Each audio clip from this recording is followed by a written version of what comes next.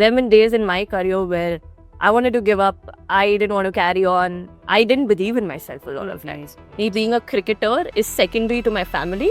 I was loved and I am still loved more on my worst days than my good days. Watching you after you finished, you knelt down on the ground. I think it was the first time in my entire life of watching cricket that I cried.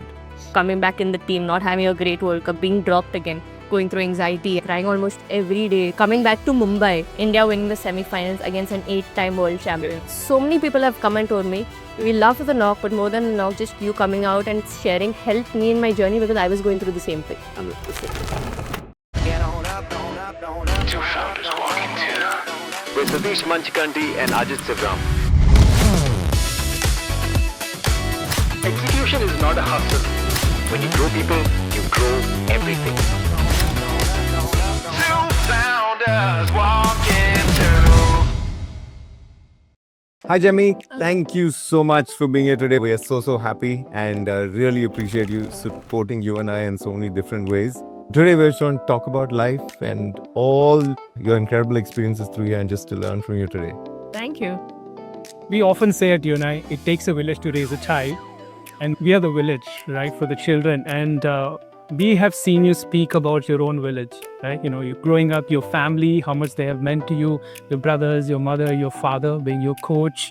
We've heard you talk about your church community and now your team, you know. It feels like, you know, you've got a very tight-knit community there, right? You all do everything in this together style. Yeah. We just wanted you to kind of talk about how does it feel to be part of a community and how that community has shaped you to who you are today. Yeah, firstly, thank you for having me here. Very excited, especially I have to say this. And guys, they didn't pay me to say this, but you guys are genuinely doing such a great job. So for me, I was born kind of into a community. So I was born, my mom and dad are a part of a church. In fact, my dad's a pastor at our church. So born into a church, into a community. I never had a family of 5. I had a family of how many ever we were like. Full. Yeah. It all started first at home. My mom and dad always led by example about what it means to serve and what it means to sacrifice. You know, you have to give your life out for people. And a lot of times it's hard to even make time for family. Yeah. But my mom and dad always prioritized even balancing both of those. So I think that came to me very young. Just seeing them, not that it was like very spoken about, but to seeing just the sacrifice. And my dad always told that, you know, whatever I do first to God. Yeah. And then to the people around me. And he always led by that example. And that got built in me. Wow. And he always told me that, he told me and my brothers, so I have 2 elder brothers, Enoch and Eddie. He told us also that all of y'all are going to do great in life. He always had that confidence. I don't know where he got that from, but he always had that, or maybe pastors used to speak it by faith. He couldn't see any talent. And he said that, you know, you're going to do great things in life. But always remember, your purpose here is bigger than yourself. It is first to do what God's calling you, put in your heart to do. It can be the smallest thing. Yes. And to help out others. And I think that's where it came from me. And I know what it means to have strong support and family because there have been days in my career where I wanted to give up. I didn't want to carry on. I didn't believe in myself a lot of times. And especially growing up, you know, because being a kid, you're in a loved environment, you're valued, you're cared for. Suddenly you go to a sport where everything is based on your performance. Yeah. It's based on how you do on that particular day. Nobody sees like, okay, efforts are hard work. They'll ask, kitna score kiya hai? And if you scored a 0, means they make you feel like, oh, you're not good enough. Or, you know, even if they don't say it, you feel like, oh, no, that person scored 100. A lot of comparison, a lot of things like that. But then every time I came home, I was always reminded that I'm valued and loved more than what I do. That is secondary. Me being a cricketer is secondary to my family. They love me for the person I am. And even on my bad days. And I think that's what gave me the stability to keep going. Otherwise, if I was in an environment where it kept changing based on my performance, then I would never find stability in life. It would be very shaky, very shaky to come back out from there, especially on the hard days. But I was loved and I am still loved more on my worst days than my good days. And I think that gives me the grace to come out and try again one more time. And I think they said they're a perfect example of how God sees us actually. Who's actually saying, at your worst, I still love you. And even when you're at the mountain high, I still love you. and that never changed. Love So that. Yeah. I think that was for me, and that always helped me to go out there and just do what I'm doing. Even community, my church. I told you I never had a family of 5. It's been all of us together. We've done life together. We've seen ups and downs together. And even till today, every time I go out there, they are the ones always on their knees praying for me. Love that. Yeah. And the kind of confidence I get that no matter what, they will always be there. It just gives me a lot of confidence to just step out there and do what I have to do. So yeah. Love it. I think what a powerful example of a village, of a community around you. And I think unconditional love, right? I think that's, to me, what every child needs, deserves, and should experience, right? Because from that, when you sort of separate unconditional love from performance, from that your love for who you are, not just what you do, that's a beautiful thing. Yeah. I remember watching World Cup semifinals. I followed your careers like since the under-19 days. And I think watching you after you finished, you knelt down on the ground. I think it was the first time in my entire life of watching cricket that I cried. I've never. Sorry for that. I would cry. Right? Good crying. As RCB fans, we cried a lot. And even just those moments, right, of then you with the team and then everything that you said afterwards. Cricket, growing up for us, we've always seen stoic. We won't show emotion, or we'll show cool emotion. Boys that did well today, right? No matter what happens. But you've almost brought a different, and just who you are to just the sport, to cricket, to what has that journey been like for you, and how do you enable that, like just real Jemima to show up? Yeah, I'll just go a little back from that World Cup early. So 4 years back, I was dropped from the ODI squad. And I was very heartbroken. That was like my lowest time. And fast forward, coming back, played ODIs, a lot of ODIs, scored a lot of runs. In fact, that season itself, had scored my first 100, then got a second one in like just 3 games, almost like back-to-back hundreds and stuff. I was in great form, scoring runs, winning matches and stuff, and entered this World Cup, and it's like, it's always in the back of your mind that, okay, I want to, make this one special is because of everything that's happened and stuff like that. But I didn't put too much pressure on myself because that's also not good. So I just entered this World Cup, but somewhere back of the mind was always there. Started off, I was like, okay, let's go out and see how it goes and stuff. And for some reason, even before this World Cup could start, I was very anxious. Anyway, as a kid, I was very anxious, but this time it was a lot more than usual. Maybe a home World Cup, because the expectations at home, you know how 100%. people are in India. They love cricket. Cricket is their religion. And they want us to do well. So there's a lot of expectations. Wherever you go, people, when they recognize you, they're like, World Cup jeetna hai, World Cup jeetna hai. Yeah. But no pressure. And I thank you. No pressure. But there is a lot of pressure. So even for that, I could feel, I'm like, chalo, let's go, let's see. First match, I went full prepared, did whatever I had to do. Played the very first ball, I got out on zero. I got bowled. And then that was like the most horrible start for me. When the next game, I think we went to Sri Lanka because we were playing Pakistan. And I was like, it was a good break because I got to go out and just switch off and stuff. Came the match day, I was not feeling okay. So before the match, we usually do these priming sessions. So it's like a short gym session just to get pumped to go for the match. I somehow finished that. I went to the room, called my mom and just started crying. I was like, I don't know what I'm feeling. I'm just feeling very anxious. I don't know what to do about it. I just started crying and crying and crying. Just let everything out. Told her how I felt in the previous game. Told how everything like that. So I just let everything out, went to play the game. And my mom has been like, I know she's not talked about a lot. My dad has spoken because my dad is my coach even till today. But my mom's been like the emotional support in me. So she's someone I can, whenever there is, I call her up. She talks and she always just knows what to speak. Or sometimes she just listens. But she just knows what to do in those moments. Mom's typically more. So when played that game, got some 32 odd against Pakistan. Went for the next game. Again got out on zero the next game. I was like, what worse can happen on this? Then comes the Australia game in the league phase. Team did really well, and that day I got a very impactful 33. Because I went almost like a finisher and got with a striker more than 150, 170. Played an innings, came back, and you just need that one innings where you feel like, okay, now I got the momentum, I'll pick up from here. Because in such tournaments, all about peaking at the right time. Went to play the next game against England. They announced the team that because they wanted to play the 6th bowler, Jemmy, you are dropped today. And I didn't know how to take it. So I got to know before going to the ground. So kind of I called up home, cried and stuff like that and things like that.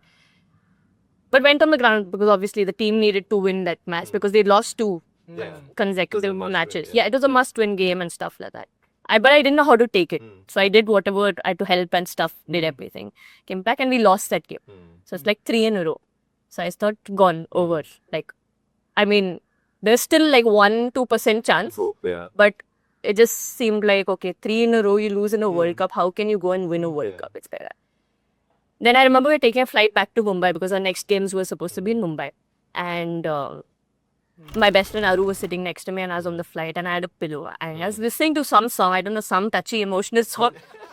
I started crying. I couldn't stop crying. And I was crying and crying. Usually I'll cry in my room, but this time I was on the flight and Aru was like, stop crying, stop crying. People are there. I was like, just let me cry. There's a lot inside of me. I'm trying to stop. I can't. So just, it's okay. It's fine. I don't know if people noticed or no, I cried, but then, yeah. That happened. One good thing that happened, I got to go home during that time. So I went home for some time, spent time with family, spent time with my dog Jade. So he's my stress buster. Yeah. Came back home and then we had practice before the New Zealand game. So New Zealand game, now for context, it's like our quarterfinals obviously. Yeah, we had to win that game. And I didn't even know if I'm going to play or not. Went for practice that day. And in practice, suddenly I'm just feeling so many emotions. I'm so frustrated. Like there's so much frustration. There's so many emotions I'm feeling. Went into bat from the first ball. I started whacking everything as if it's a T20. You're playing an ODI World. I started like hitting every ball, like rooming full anger. Playing. And I'm like, in my head, I'm trying to say, Jamie, let's prepare for tomorrow's game. What if you're playing? But I couldn't because there was so much inside. I had to let it out somewhere. So I just did that. And while doing that, again, I started crying under the helmet.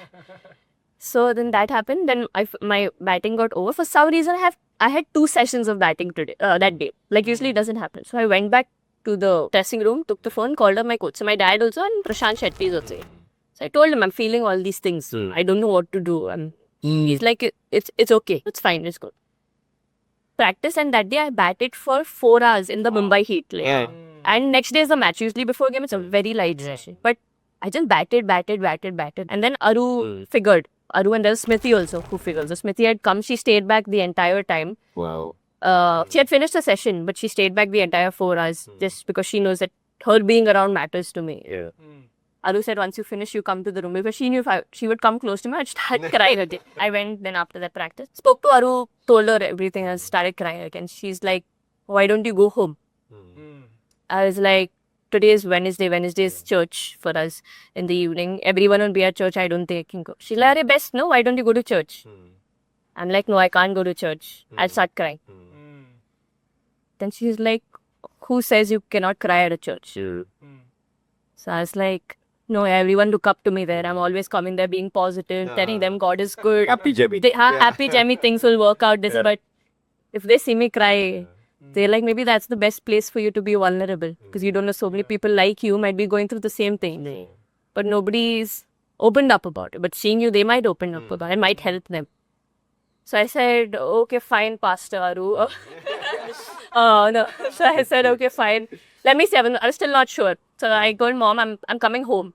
So Mom also didn't force me. She's like, okay, be at home and stuff like that. Walked in church, like put a fake smile on my face, walked in, saw our pastor's wife, Sister Lynette. She saw me. She was shocked to see me.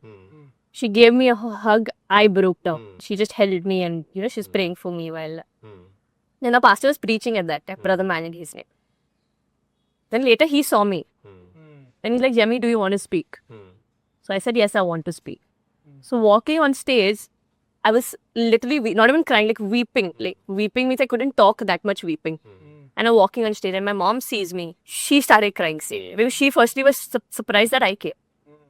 Went on stage, took the mic and said, usually I come here. I have a positive message today. I have nothing. I just want to tell you all I'm not okay. I've not been okay for a month. I just need prayers. And the whole purpose of me coming here is because I know so many of you all might be going through the same things. But I just come here. I don't even know if I'm going to play tomorrow's match or no. I just need your prayers. And I can't tell you, the whole church just lifted their hands, prayed for me. It just felt like all that negativity was just being washed away. Nobody came up and said anything like do this, do that. They just said, we are just proud of you. We're here for you. We're praying for you. That's all. They just gave me a hug. And the next morning I woke up, and this was the first time in all these 35 days, I was not faking a smile. I was actually genuinely happy. And I also couldn't take it. I'm like, oh, I just smiled. It's just like, I'm genuinely happy. Went for breakfast, and my friends in Smriti Aru are like, are you okay? Why are you smiling? Like, I don't know. I'm just happy. And that was the first time in all those days also, I was at peace with it not working out.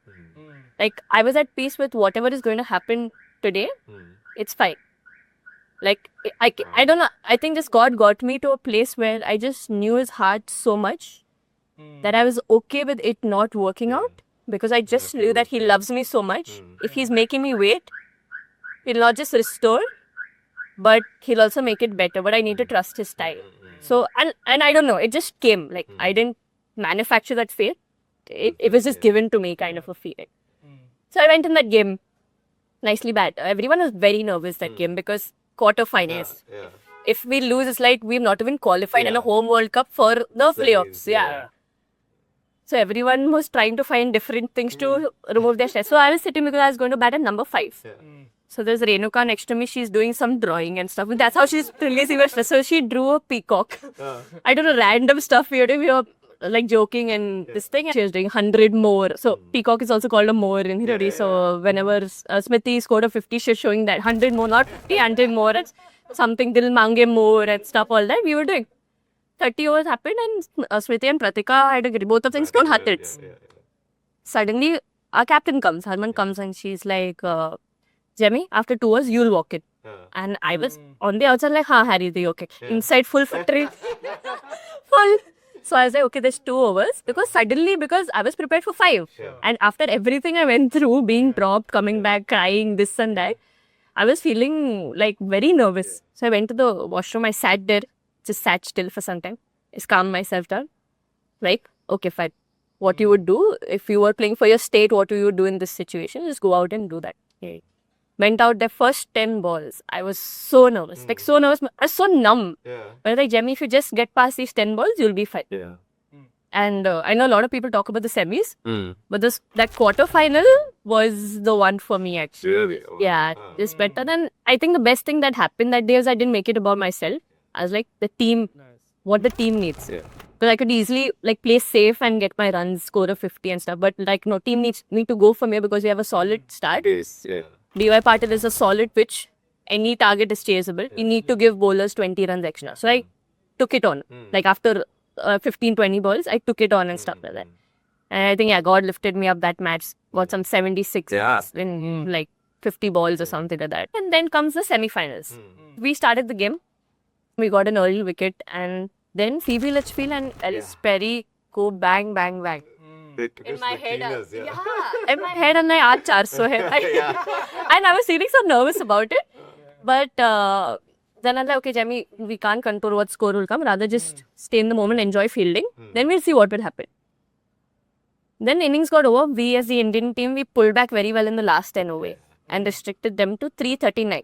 And then suddenly it was a perspective change. And like, oh shit, I was actually thinking 400, but yeah, this is just 339. Like it's not even Not 350. It's not 350 also. Like so many runs less. I mean, it's still a big score in an ODI. But yeah, but that, I don't know. It just happened. And and then Richa was next to me. I told Richa, I think they're 20 runs short. Because the way they started, they should have easily got 360, 370 also. But she was like, yeah, I also think so. Again, I went in there. I felt a little thing in the dressing room. So I just asked, am I going at 3 or am I going at 5? They said, abhi tak 5 years. I said, okay, just tell me if there's any fix. So I went, took a shower because I'd fielded for like 25 overs deep to deep. Like otherwise, normally, but deep to deep against Australia who make you, like you have to be, you have to be on your toes. So really tired. I took a shower, put my leg in the ice bath. Suddenly the physio is coming in saying, Jemmy, message has come. You're walking it at 3. But for some reason this time, I was very calm about it. I don't know why. I didn't even I was like, okay, fine. I'm ready. So I finished fatafat, went out and sat. And then the match begins. And there are just, as an athlete, like a lot of athletes can relate to this, but there are just few moments where, you go into a zen mode. You go to the zone. You go into a zone where you don't know what's happening around you. You're just so focused on, okay, how I need to make my team win. I think that was one of those moments for me. And I remember we started off, and whenever Smriti was there, we had a pass. Smriti got out, then Harman and I kept speaking, okay, just one good partnership here. Any target is chaseable. You'll have one good partnership, they're going to be down. And Aussies are like, they're always body language very strong, this and that. But then me and Harman started having that partnership. We saw their body language drop it. And we just kept speaking about, we just need to be here. Just be here, runs are coming. Then I reached my 80s by then. And I had lost energy because fielding, running. And then even my batting involves a lot of running. I was very, very tired. Started making a few mistakes. The Healy drop. The Healy drop. Can you believe it? All are hard to rewind. I played the shot. I'm like, God. And that's your favorite shot. That's my favorite shot. And that happened, and she drops, like we call her a dolly. Yeah. And she has a world record, like a Guinness World Record, of taking the highest high catch. Like, they took her drone up and dropped to, and she's taken that, and that she dropped. So, God works, right? That happens, and then again, I'm just play, Jemmy, play. And then by then, again, I play a shot, and Meghrat, she drops it. That was again an easy catch. And mid-off, And it was like just things were just happening in such a way where you knew that, there are some moments God makes. Today is the day. Yeah. Today was that moment. And I remember then I was losing a lot of energy. I didn't know what to do. And before that, in my head, because I was very nervous, I usually talk to Jesus. So I was kind of just showing, take my bat, you fight for me kind of thing. Okay. Then that happens, but then when this part comes where I'm very tired, suddenly, I don't know, just this scripture comes to my mind. Just stand still, just stand there. Don't even do anything, just stand there and God will fight for you. And I literally felt like, something divine actually coming on me and just carrying me through because I had lost energy. I don't even know how I could carry on and do what I did. But yeah, and then I kept just saying that, just stand still, Jem. God will fight for you. Stand still, God will fight for you. And I remember that moment came. And till then, usually I plan my celebration, because we had almost 8 balls to spare and 2 runs required and stuff. Aman hits that shot, I run, I hug her, and I burst into tears. And I not planned this. I just burst into tears. Because till then, all I was thinking about the team winning this. I didn't even celebrate my 50 or my 100 because I was like, no, India should win today. I don't want to make it about these things. But who would have thought all this being dropped 4 years back, coming back in the team, not having a great World Cup, being dropped again, going through anxiety, crying almost every day throughout this tour. Coming back to Mumbai, my family being there, witnessing this in front of my home crowd. India winning the semi-finals against an 8-time world champion Australia. I can't put my hand to it and take credit. Or you ask me to go play that innings again. I don't think I can because I'm so grateful that God chose me to be a part of such a moment. And he chose me to, be a part of that moment. And then, then what happened in the post-match press conference, you would have seen that, to be honest, I didn't even tell myself, I got to go and tell, thank you, Jesus, or give glory to God, as we had thought a lot of time, which is true. That genuinely came from my heart because I don't think I could have done it without him. I know he carried me through. Even the presenter who was taking it, he asked me questions that actually I didn't even have to say. He only asked me questions that it ended up me saying what was going through my mind, that just stand still and God will fight for you. So that was also what Aru had told me, that you being vulnerable can help someone else. And at that time I didn't even realize the impact that had. But from that day, even till today, so many people have come and told me, we love the knock, but more than a knock, just you coming out and sharing helped me in my journey because I was going through the same thing. 100%. And I didn't realize actually just opening up and talking about your weakness, which you don't like, a lot of people could relate and find strength from that. In fact, the next day we had practice. The next to next day we had practice. The South African team members came and hugged me. Really? Yeah, imagine you're playing finals, they're coming hugging me, and they were like, no, I've also gone through the same thing, but for you to speak, it takes courage to do that. So sometimes, when you're going through anxiety, going through things, even as a Christian, sometimes, you can condemn yourself a lot. Oh, I'm a Christian. Why am I going through anxiety? Why am I going through fears? It is not from God for sure, because God says He wants you to live life more abundantly, wants you to be happy and stuff. But there are some things that happen. But, if it was not for that, maybe I wouldn't have known Jesus the way I know now. I know a lot of people might criticize me for saying that, but if you would ask me World Cup or knowing Jesus this way, I would go for knowing Jesus this way. Because that's become actually a trophy in my heart which no one can state. And I think that's the whole point of living and existing, to get to know Him. And I'm so glad that God uses these moments actually to bring us closer to Him. And sometimes all you got to do is just show up. You know, among other things, I'm a dad to 11-year-old, right? And every time you talk about your dad and you, I get emotional, right? And I love what you shared, like how your dad, your parents always told you and your brothers you're meant to do great things. And having that kind of belief in you, right? How did that shape you?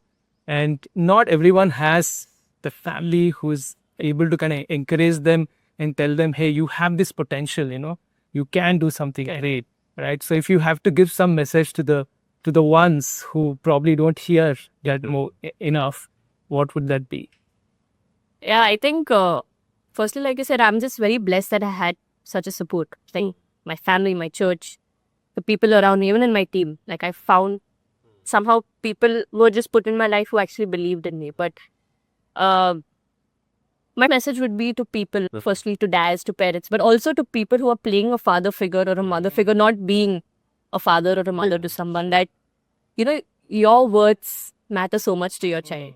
And especially as a kid, been a teenager, I can tell you, we don't show it as much, you know. When our fathers or mothers say us, we act very cool and stuff like that. But the greatest celebrity in India will tell me I played well. Won't mean as much as when my dad, when I go home and says, Jem, you batted well today. So your father or your mother or someone who is your mentor or your senior, them, and you are close to them, saying it matters a lot to them. And it's not just on your worst days, it's also on your good days. Because that's, again, sometimes we think that, okay, if we chadao them, they'll get too proud. No, actually, you loving them on their best days, also telling them I'm proud of you, actually helps them stay humble. Otherwise, they'll try to seek it from others. So I think that your words matter. It's like, you know, it's like a seed. You put it in the ground, you keep watering it. The water is actually your words. They keep listening to it. A lot of plants, I heard that story, and I'm sure you all would have heard. They kept two plants. One you speak bad and abuse and stuff. One you speak good things. This plant grooms and grows.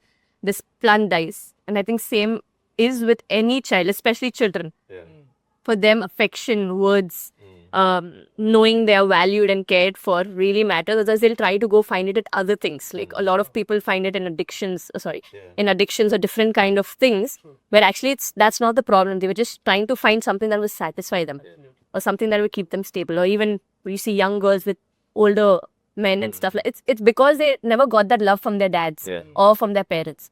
But if we can do that, I mean, that will give them a lot of confidence and courage. And it may be a small thing, but it's going to make a huge impact on their lives. Just a quick message to the volunteers of UNI. They come every week. They teach kids. A quick message to them.